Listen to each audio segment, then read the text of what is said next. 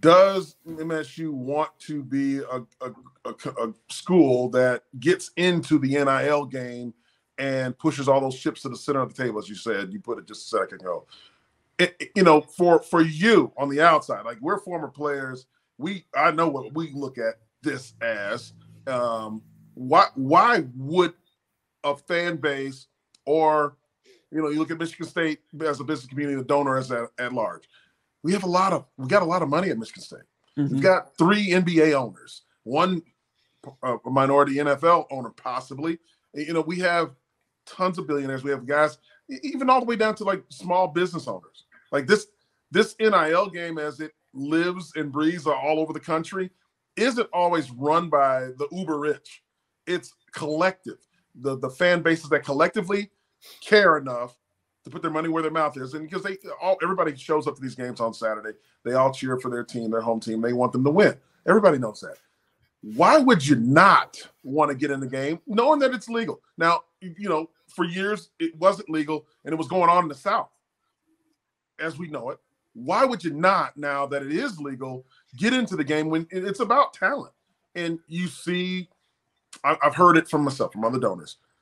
We don't, maybe we don't want to write checks if the team isn't winning currently. Well, the team won in 21, and they didn't write the checks for the players. So now that they're losing, you say you don't want to write the checks for the players either.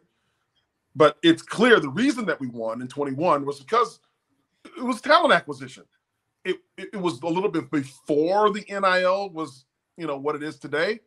But it became that after Kenneth Walker III, this is what we're talking about, got to campus, and we saw the production and we saw the wins. Why not continue that, Jim, in your opinion? That comes down to an individual decision for all of those donors. And it comes down to that collective you're talking about, put together by small business owners and fans and big-time donors, all of it put together.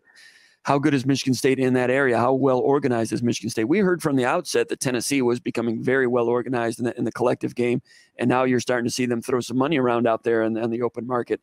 So it comes down to each athletic department and the organization and how well that's organized and how well that money is available for players once they get to Michigan State. As you know, legally, you're not supposed to use that as an inducement to get someone to sign with you, but everybody's doing that. They're saying, when you come to this school, this is what you'll get, and you might get your first check today, even though you're in high school today. That's the way it was in years past. It's not supposed to work that way now. If that's the cost of doing business now, those are discussions that have to be made, and that's not up to the head coach. He could ask for it, but those things need to be organized at other levels. And when he came to Michigan State from Colorado, it was communicated to him that Michigan State would have all the plugins that he needs to be successful. At that time, that meant, refurbishing the, all of the facilities and doing what needed to be done in terms of assistant coaches, keeping them compensated at a level that was competitive with everybody else in the Big Ten and some of the powers around the country, and support staff. That's something that Tucker thought was really good at Georgia and Alabama. Support staff, recruiting support staff, all those things.